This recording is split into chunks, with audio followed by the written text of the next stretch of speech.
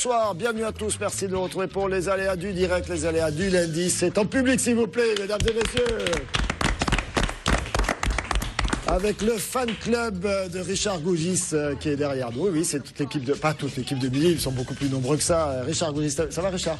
Ça va? C'est bien passé ce week-end, globalement.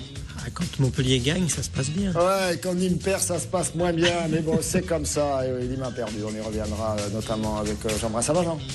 Ça va et vous, Pierre-Paul? En pleine forme. Et surtout qu'on va être encore mieux à la fin, puisqu'on va parler de sport, mais on va également parler de santé. N'est-ce pas, cher professeur? C'est bien, oui, parce que Montpellier... Pas du tout parce que vous êtes là, parce que les téléspectateurs ont compris que question médecine, c'était pas tout à fait ça, mais encore qu'ils progressent. Mais bien parce que nous avons Laurie Fayolle avec nous. Regardez, Laurie Fayolle. Ah, la vraie. Et elle est chargée de plein de trucs. Elle a à peu près fait toutes les facultés du monde, elle, pas comme vous. Ah, et elle s'occupe au sein du comité olympique et sportif, c'est comme ça qu'on dit. Tout à fait. D'une mission sur le sport et la santé. Ça va jusque-là? Tout à fait, très Vous bien. avez une veste magnifique. Est-ce qu'on peut montrer votre veste? Parce que regardez, là on se croirait aux Jeux Olympiques. Là, regardez, soulevez un peu la veste là, comme ça. Là. Regardez, il y a marqué comité olympique là. C'est magnifique ça.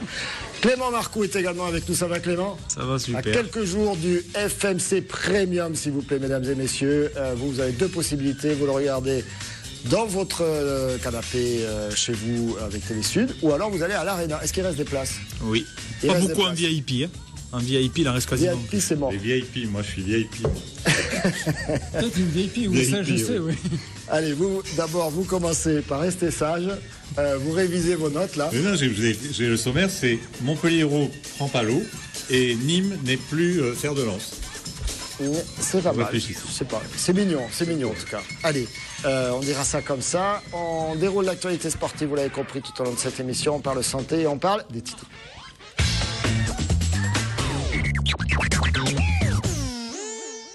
Marlène est avec nous. Bonsoir Marlène, ça va bien? Bonsoir Pierre-Paul. Alors, c'est une histoire d'ouverture, de fermeture, votre affaire. Le Rockstore, ça ferme. Oui, le Temple du Rock à Montpellier ferme ses portes le 1er janvier. Situé en plein centre-ville, dans un bâtiment âgé de plusieurs centaines d'années, le Rockstore doit faire peau neuve. Pendant les 9 mois que doit durer le chantier de la rénovation, la salle de spectacle sera notamment mise aux normes et entièrement insonorisée. Depuis 2008, le Rockstore appartient à la mairie de Montpellier, je vous le rappelle. Le Rockstore ferme pour mieux réouvrir. Voilà. Ceux qui ouvrent pour leur saison, ce sont les Restos du Cœur. Ah oui, c'est la 28e campagne hivernale des Restos du Cœur qui démarre aujourd'hui. Dans le Gard, l'association compte 17 antennes, 34 dans l'Hérault, et jusqu'au 31 mars prochain. Les bénévoles y recevront des bénéficiaires une nouvelle fois plus nombreux que la saison dernière, où plus de 3 millions de repas ont été distribués dans ces deux départements. Et puis, on ira faire un tour du côté d'Alès avec des entreprises innovantes. Oui, la communauté de communes a inauguré ce week-end son hôtel d'entreprise Innovalès, une structure destinée à héberger une vingtaine de sociétés innovantes et qui s'articule avec la pépinière InnovUp, installée elle aussi sur le site de l'école des mines d'Alès. Objectif, bien entendu, redynamiser l'économie du bassin d'Alès qui souffre de la crise qui frappe l'industrie locale. Mais on a des ressources Voilà, dans les et puis on a Cévennes, des bien exemples sûr. On de- dit un mot de météo. Alors, le temps reste maussade demain. Des pluies sont annoncées, notamment sur Montpellier, puis sur Nîmes également. Et surtout, ça se rafraîchit énormément. Aïe, aïe, Ah oui, aïe. là, il faut 5, vraiment un petit 5. prévoir la petite laine demain matin. 10 à Toulon, ça va, je vais à Toulon. Ah bah voilà, non mais pour ceux qui restent à Montpellier, il fait frais. Vous en foutez, vous Et êtes, il fait mais même bon. frais l'après-midi. Moi, je vais à parce que- Toulon, alors il faut... Et il fera beau. À Montpellier, 11 degrés. Mais non, il fait pas beau, il pleut. Oui, j'ai compris, il est à Toulon. Bon, on verra ça tout à l'heure. alors. Alors, on revoit ça tout à l'heure. Merci Marlène. Rappel des titres à 19h et puis le journal complet, bien sûr, c'est à 19h30 comme chaque soir sur TV Sud, c'est le sport. VO Location, véhicule de tourisme et utilitaire, vous présente le sport.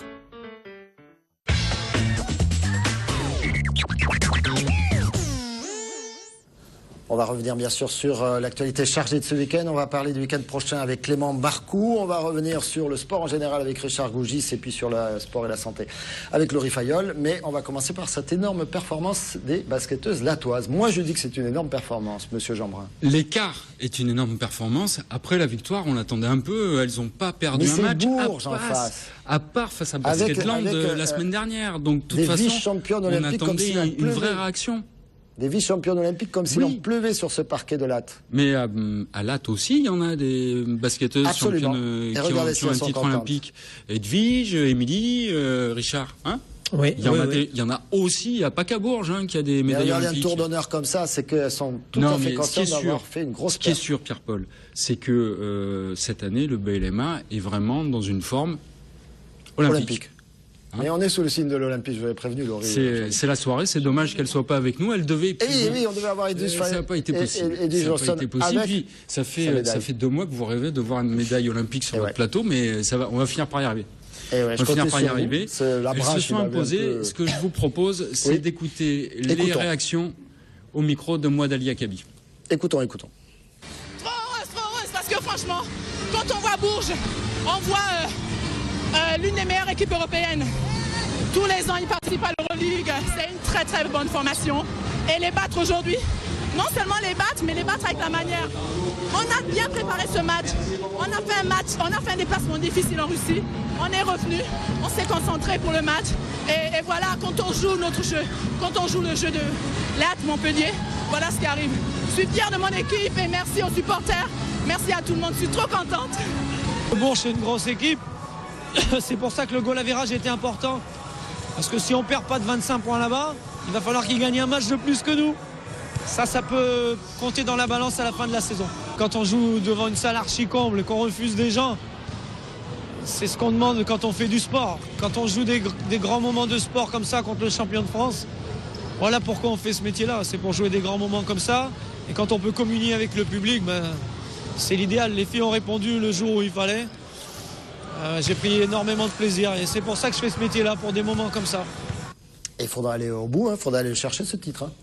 C'est un peu le souci. L'an passé, l'AT avait déjà fait une très très belle saison, mais il faut savoir qu'au basket, ça se finit toujours par un tournoi final. À la fin, c'est Bourges qui gagne, c'est ça? Et à la fin, c'est Bourges qui gagne. Ah, donc cette année, il y a peut-être la place justement pour s'imposer. Oui, moi je pense qu'effectivement cette équipe de l'AT, c'est plus une surprise. Elle est dans les meilleures équipes françaises depuis plusieurs années. Ouais. Elle a fait 2 finales déjà. En Europa League, en Eurocoupe, pardon, elle se balade aussi cette saison. C'est une équipe qui a vraiment beaucoup d'expérience, qui s'est renforcée avec l'arrivée d'une vice-championne olympique en plus. Donc moi je pense que, comme disait Valérie Demory, c'est important d'avoir mis une raclée entre guillemets à Bourges, parce que ça peut leur assurer la première place de la saison régulière et un avantage pour les playoffs après. Donc c'est plutôt bien parti. Puisque le premier reçoit et a l'avantage du terrain. Oui, on Et aura c'est l'occasion important. de le réexpliquer. On en reparlera. Ça, voilà. Donc Les au phases classement, finales, c'est toujours assez Pierre-Paul, particulier. c'est pas Le très classement, compliqué. résultat classement. Puisque l'AT n'a perdu qu'un seul match, l'AT est toujours premier avec 19 points. Perpignan, Ça va second, s'afficher. Ah, ça s'affiche. avec 17 points. Et oui, les Bourges, troisième, Perpignanaises, on n'en parle pas assez. avec mais 17 points, et Toulouse, quatrième, avec 17 points. Les C'est quand promus même Perpignanaises. extrêmement serré. Et les 4 premières équipes sont quand même de valeur quasi identique. Et puis si vous regardez derrière, Basketland, c'est 16 points, Mondeville 16 points, Lyon 16 points. C'est quand même extrêmement resserré. Toute la première partie du championnat est extrêmement resserrée. Il peut se passer beaucoup de choses jusqu'à la fin de la saison. évidemment, une saison qu'on va suivre. On parle football? On parle pas un peu volleyball avant? Ah, pardon, les résultats du volley. Ouais, oui, c'est marqué sur ma On a feuille. beaucoup en plus. d'équipes quand même. D'ailleurs, Narbonne recevait l'Arago de 7. L'Arago de 7 continue de la même façon sur sa lancée. Il s'impose 3-7-1. Montpellier, en revanche, s'est incliné 3-7-1 face à Beauvais. Et compliqué cette saison pour Montpellier. Ouais. Pas simple, mais vous savez bien que cette année, c'est l'année de l'Arago, visiblement. Comme cette année, c'est l'année de l'AT en basket. Cette année, ça Et a là, il y l'air aura les d'être... phases finales, il faudra aller jusqu'au bout. Et là, Normalement, c'est vous pareil, alliez on se dire retrouve ça. la même situation, un tournoi final, et il faudra gagner. Et là, ça va être assez compliqué, Richard. Oui, ça va être compliqué parce qu'il y a toujours des gros cylindrés comme Tours notamment qui a tendance à se réveiller dans ces moments-là. Mais moi je pense que ça peut être l'année de l'Arago comme l'année de l'AT en basket. Je suis d'accord avec vous, Jean. Au classement, ça donne donc Tours premier avec 22 points. Second, l'Arago de 7 avec 20 points. 7e, Narbonne. Et 11e, Montpellier. Bon dernier, 14e, Avignon. Allez, cette Chez fois, les on filles, enchaîne avec le filles, volley. Nous avons des Béziers quand même. Elles ont perdu, elles aussi, à Nantes, 3-7-2. Elles sont 4e de ce championnat avec 16 points. Et c'est Cannes qui est en tête avec 24 points. Très bon championnat des Biterroises également. On parle foot? Allez, c'est parti. Ligue 1. Ligue 1. Écoutez, Montpellier avait gagné un seul match à domicile depuis le début de la saison. Ça fait 2. Ça fait 2. et face à Bordeaux. Est-ce que les Montpelliérains ont lancé leur saison? Je sais pas s'ils l'ont lancé, parce qu'on l'a beaucoup dit à chaque fois qu'on a vu un bon résultat, parce que on est vraiment face à une équipe un peu curieuse, hein, qui fait des bonnes premières mi-temps, mais qui finalement perd, qui peut gagner face à Arsenal, mais qui s'incline, qui devrait gagner contre l'Olympiakos et qui perd. Enfin, c'est un peu complexe à analyser, cette équipe-là, mais ce qui est sûr, c'est que cette fois-ci, ils ont gagné face à Bordeaux. Bordeaux qui restait sur 4 victoires consécutives. Si ma mémoire est bonne, ce qui est quand même une belle perf pour cette équipe qu'on disait un peu perdue. Et puis, ce que je vous propose d'écouter, c'est le buteur, Rémi Cabella, qu'on a rencontré hier après la rencontre. J'ai eu une occasion juste avant où je fais le même appel où Romain ne me la met pas et il choisit une autre option. Là, je sais qu'il allait me la mettre parce que je le dis juste avant. Donc voilà, j'ai continué mon action jusqu'au bout. Je fais mon contrôle un peu dans la course et j'enchaîne par une frappe pied gauche. Voilà, il y a but, c'est essentiel. Carrossé pensait pas que vous alliez tirer, pensait que vous alliez centrer. Non, dans ma tête, c'était l'enchaînement contrôle-frappe et c'est ce que j'ai fait. Ça fait du bien ce but? La victoire, surtout, c'est vrai que ce but, ça me fait du bien, mais voilà, la victoire était importante, surtout quand on enchaînait sur des nuls ou on prenait qu'un point. Voilà, maintenant on a pris plusieurs, c'est essentiel. Et c'est sûr que ça doit nous donner un capital confiance beaucoup plus intéressant, beaucoup plus important. Ça doit nous faire aborder aussi la série de matchs qui arrive avec beaucoup plus d'ambition peut-être. Hein. Mais voilà, on sait que ça n'a pas été facile en début de saison. Faut surtout pas retomber là-dedans parce que c'est très dur d'en sortir. Là, on ressort un peu la tête de l'eau, donc faut en profiter. On ressort la tête de l'eau. Et ce qui est intéressant aussi dans ce résultat, c'est que cette fois, Montpellier a gagné 1-0. C'était une spécialité la saison dernière, on l'a beaucoup dit. Cette année, impossible de tenir les résultats, à domicile comme à l'extérieur. Et là, hop, 1-0. C'est bien. Oui, c'est ce qui leur manquait sur les derniers matchs. Jean disait, on se demande si c'est vraiment un nouveau départ. Moi, je pense que oui, parce qu'on a senti un frémissement. Il y avait quand même 4 matchs sans défaite, une victoire contre Nice et ensuite 3 matchs nuls à 3, mais qui n'étaient pas un match nul terrible, mais contre Paris à la Mosson, à Valenciennes. Et à chaque fois, Montpellier avait fait de bons matchs qui avaient été un peu gâchés par une expulsion un peu stupide. Et finir le match à 10, c'est pas évident pour le gagner, ou par des erreurs de défense qui là ont vraiment été gommées contre Bordeaux. Là, ça a été pas le match parfait, ça n'a pas été un beau match de football, mais ça a été le match très rigoureux qu'attendait René Girard, malgré les nombreux absents, malgré les nombreux blessés. Donc moi je pense que Montpellier est en train de retrouver son esprit de la saison dernière et que ça peut, peut-être la fin de la Ligue des Champions inconsciemment leur a enlevé un poids et c'est la fin d'une histoire, la fin d'un cycle et on redémarre vraiment sur quelque chose d'autre. Oui, ils ont été efficaces. Hein, oui, tout à fait. Efficaces, c'est ce qui leur manquait depuis le début, hein, parce que des occasions, il n'y en avait pas. Et quand même, même à Arsenal, mercredi dernier où on était, on a vu Montpellier tenir pendant une mi-temps, mais se créer 0 occasion pendant une mi-temps quand même. Hein. Donc c'était quand même inquiétant. Là, on a vu un beau but en plus. Donc c'était sympathique. Je ne sais pas s'il y a eu tellement plus d'occasions, mais en tout cas, celle-là, il se l'est créé quand même. Il n'y en a quand même pas eu beaucoup. Il n'y en a pas eu beaucoup. Bon, au classement, on reste quand même avec le Paris Saint-Germain en tête. Avec Zlatan, comme d'habitude. Extrêmement serré, hein, puisque Bordeaux, pareil, 5e, 24 points. Il n'y a que 2 points d'écart entre le premier et le 5e. C'est très, très serré. Et Montpellier, donc, on le retrouve à la 12e place, 17 points, là aussi. C'est pas loin du 18e. C'est pas loin de la première partie du classement. Ouais, c'est que à 7 points de Bordeaux seulement, qui est 5e. C'est pas insurmontable. Hein. Il reste encore, que je dise pas de bêtises, 24 matchs, je crois. C'est ça. Donc, il y a la place pour faire quelque chose, mais en même temps, il ne faut pas oublier que Louis Nicolin a toujours beaucoup d'objectifs, surtout sur les coupes, et que dès mercredi, ça repart avec la Coupe de la Ligue, la réception de Nice à 17h au stade de la Mosson. Et puis, le week-end prochain, il faudra aller à Lyon. Et là, Lyon est pas très bien, s'est incliné 3-0 face à Toulouse, donc on va être face à une équipe qui est en réaction. Et ça peut être le match un peu compliqué, mais on va voir. C'est là, à mon avis, qu'on va voir si Montpellier a vraiment trouvé le truc. Les coupes de cheveux, moi je fais un appel aux coupes de cheveux. Hein, en 4. C'est redoutable, hein, les cheveux comme ça, les joueurs de foot, je sais pas ce qu'ils ont, ils ont tous la crête sur la tête. En fait. Vous faites référence à la coupe de cheveux qui nous agace de Rémi Cabella. Si on peut remettre l'image de. Il y a une mode du jeune Rémi. Coque, il faut qu'il rase la coque. Voilà, ouais, il a la coupe qu'on n'aura plus jamais avec Jean.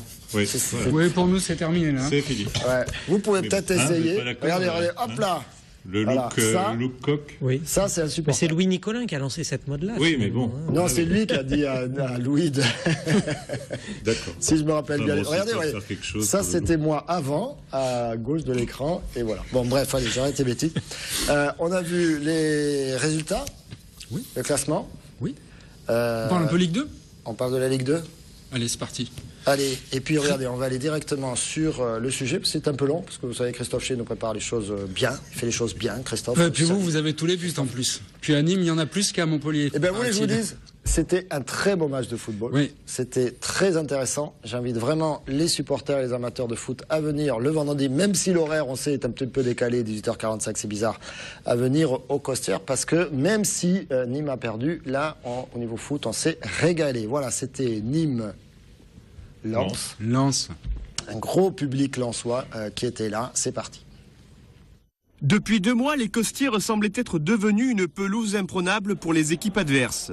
La venue, vendredi soir, du Racing Club de Lens en terre nîmoise a marqué un coup d'arrêt pour l'équipe de Victor Zvenka, sèchement battue 2-1 dans le cadre de cette 15e journée de Ligue 2 et face à une chambrée de 6000 spectateurs. Une 3e défaite à domicile cette saison qui ne saurait occulter les belles intentions du Nîmes Olympique en termes de jeu. Des occasions de part et d'autre qui allaient finalement sourire aux visiteurs, avec au quart d'heure de jeu un ballon mal négocié par la défense nîmoise et repris victorieusement par Nomen Janahari pour son premier but de la saison. À 0-1, les joueurs nordistes allaient accentuer la dureté de leur jeu défensif face à des crocos plus que jamais désireux d'en découdre.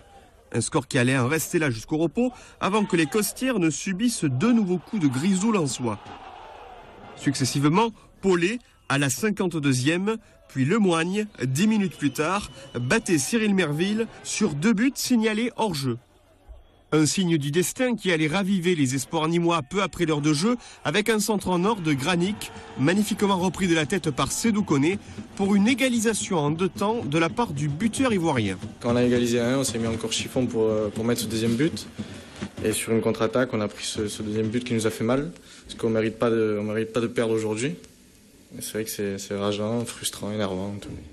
Alors que le match nul semblait se dessiner entre les 2 formations, le goléador des 100 et or, Pierrick Valdivia, anéantissait les espoirs nîmois dans le dernier quart d'heure, adressant une frappe à ras de terre, synonyme des 3 points pour une équipe lensoise qui n'a jamais connu la défaite aux Costières. C'est quand même une belle victoire, de toute façon on s'attendait à un match difficile. Nîmes a un peu le même parcours que nous depuis la 8e journée. Elle a pris 1 point de moins par rapport à nous, mais elle a démontré ce soir que prendre des points ici, ça allait être compliqué. On s'en sort bien, mais quand on n'est pas trop bien, il faut aussi savoir gagner ce genre de match et ils l'ont fait ce soir. Quand je vois le but que l'on prend, le deuxième, c'est vrai qu'à un moment sur cette action-là, Nico, il est sur la ligne des 18 mètres. Il y a pratiquement 7 joueurs alignés sur le même truc. Contré, et derrière on prend le but quand même.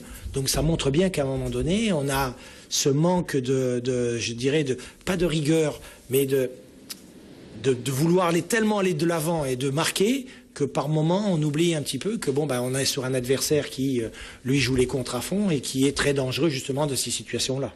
Vendredi, sur la bien nommée pelouse de Jean Bouin, les footballeurs nîmois tenteront de briser le signe indien face au SCO d'Angers, étonnant 6e de Ligue 2. Et on va tout de suite voir le classement, effectivement, avec les Nîmois qui, du coup, marquent le pas. C'est très serré également en Ligue 2. Nantes est toujours en tête, avec 29 points devant Caen et Monaco. Monaco qui joue à Clermont ce lundi soir. Et puis les Nîmois sont 14e avec 17 points. 17 points. Mais pareil, c'est comme en Ligue 1. Il y a la place de rapidement se refaire la cerise et remonter au haut du classement. Mais pour ça, il faut gagner, Père Paul. Il faut gagner, notamment par exemple à Angers. Regardez, Angers qui est 6e, Angers qui a fait un bon parcours et qui marque un peu le pas.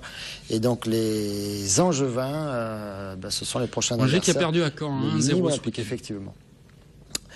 Et puis après, on recevra Châteauroux. Qu'est-ce qu'on fait? La pause?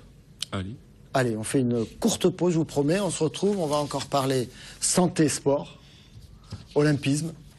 Et puis, bien sûr, Fighting Marcou Challenge. Regardez la tête à Clément. Regardez comme il est concentré, prêt à bondir. Déterminé. Déterminé. Allez, à tout de suite, la pause.